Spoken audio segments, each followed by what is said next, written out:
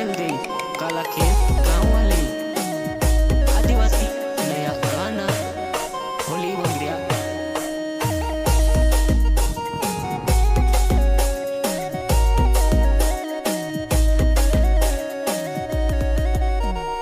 यादिने वरला से चलव जीवन शादी करिले यादिने वरला से चलव जीवन शादी